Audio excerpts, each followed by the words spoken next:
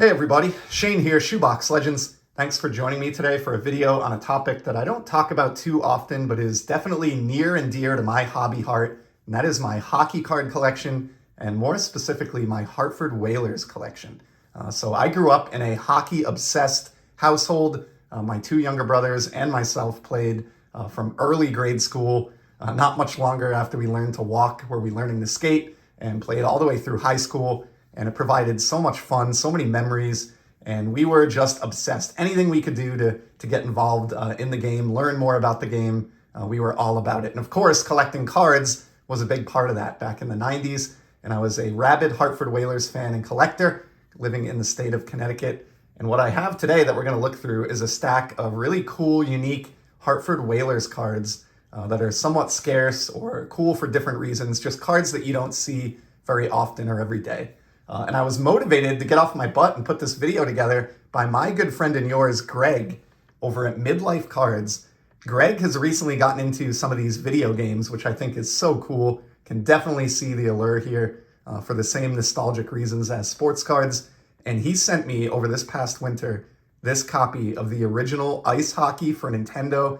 This is complete in the box. It's got the cartridge in there, the manual, full game exactly as I would have had it as a kid. My brothers and I spent so many hours playing that game, just an immense amount of fun. Like I said, we were obsessed with anything related to the sport of hockey, and I vividly remember picking out my team in this game. You could pick fat guys who were a little bit slow but had amazing slap shots, or faster, skinny guys who didn't shoot so well but could zip all around the ice. So half the fun was putting together the configuration of your team.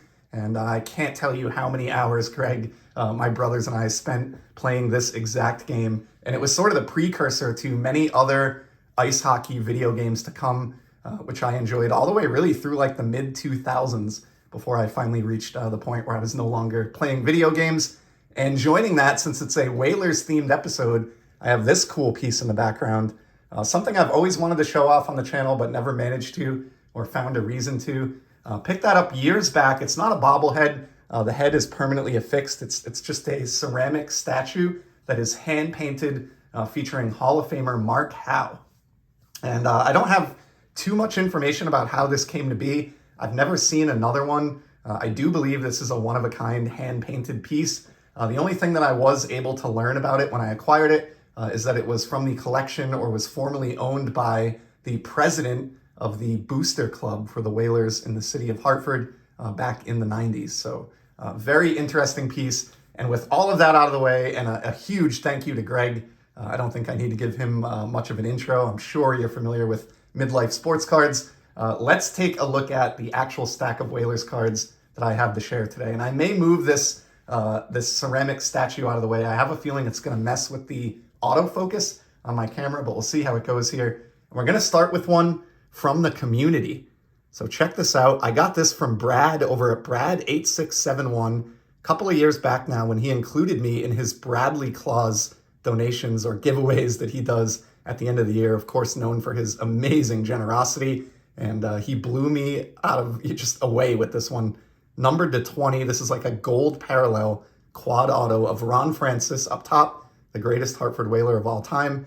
Pat Verbeek below him, 500 goal scorer. Ray Ferraro, and then Hall of Famer Mark Howe on the bottom, the very Mark Howe that is depicted on my statue there. Now, I was afraid when I got this from Brad that it might be a dupe because I knew I had this quad auto, believe it or not, but the one that I had was the base version versus this gold out of 20. So Brad enhanced my Hartford Whalers collection significantly with that auto, and we'll move Mark Howe out of frame here as we get through the rest of this stack. And let me lower the camera as well. I think that'll work a little bit better now that we've got him. There we go.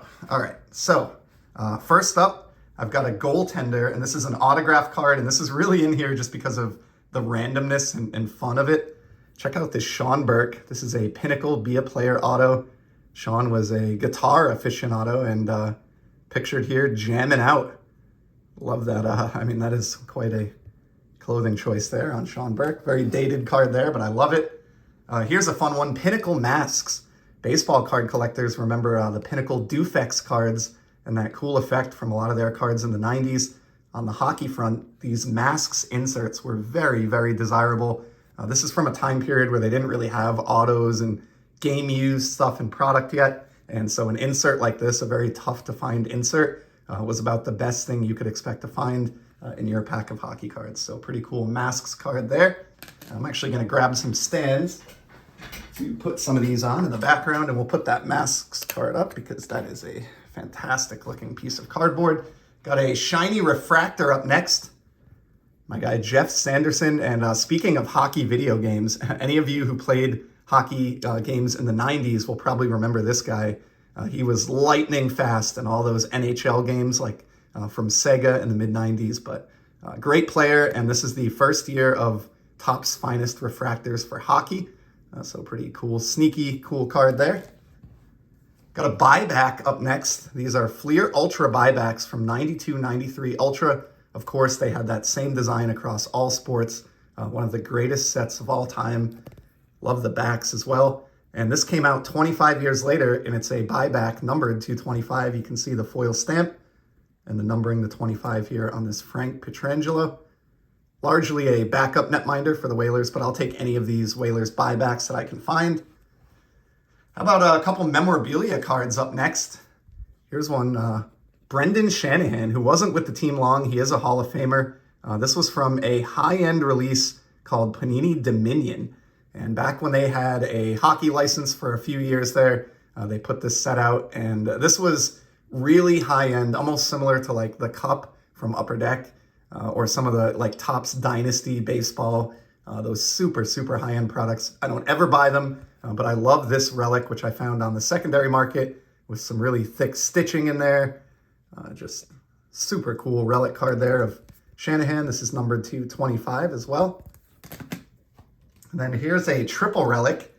This is one that I actually got from a friend who picked it up at the Expo, a huge hockey card show up in Canada that is sort of akin to like the National down here, but focuses on hockey. And I think takes place twice a year, if I'm not mistaken. But great triple relic there, featuring 3 former captains of the club, as you can see in the photos. And then here's a neat one with a kind of a cool backstory. This is a signed Gordie Howe career point leader from the 90-91 Pro Set release. I love this set in general, and I love this card because an aged Howe wrapped up his career with the Whalers. It was like his age 51 season or something like that, and he was still surprisingly effective, which is so cool. And this was sent to me back in my days of card blogging by a friend of mine in that community whose, I think, grandfather was friends with Gordie Howe back in the day and had an opportunity to get a few items signed. He had this in his collection for many, many years and then sent it to me, which was super thoughtful. So just love the backstory behind this one. Going back to relics now for a couple more cards. Here's a dual Ron Francis. He is the greatest Hartford Whaler of all time and is still, I believe, number 5 in all-time scoring in NHL history. Won multiple Stanley Cups later in his career with the Penguins. But all of Hartford was heartbroken when he was traded away. That's something that I've talked about in prior episodes, but cool dual swatch there of the greatest ever Hartford Whaler. And then here's another dual Ron Francis, also with some green and white on it from Upper Deck Artifacts. And this is a green foil parallel, which is perfect with the Whalers logo, numbered out of 75. So pretty cool. Here's another scarce one featuring Ron Francis. This is the MVP Superscript, numbered out of 25 copies. Really tough to find these. I love the rainbow foil facsimile signature here. This is a post-playing era card, as a few of these have been. He retired long before this came out, but I was drawn to the combination of shine and scarcity, and there just aren't a ton of Whalers, hard to find Whalers cards out there, so always pick them up when I can get them. Here's a cool one, Mike Liute, long-time netminder for the club, arguably the most popular and famous netminder for the club, right up there with Sean Burke. But I love that he autographed this and included his Pearson Award win from 80-81 right in his signature. This is numbered to 99, and this is on card, and a great look at the Whalers jersey there. We'll bring this statue back out for a moment. A lot of folks don't realize this, but with respect to the Whalers logo, this kind of gray area or white space in between the tail and the W actually forms the letter H to represent Hartford. So that is something that for many years I didn't recognize as a kid, kind of blew me away once I found out. Here's one more Mike Liute auto.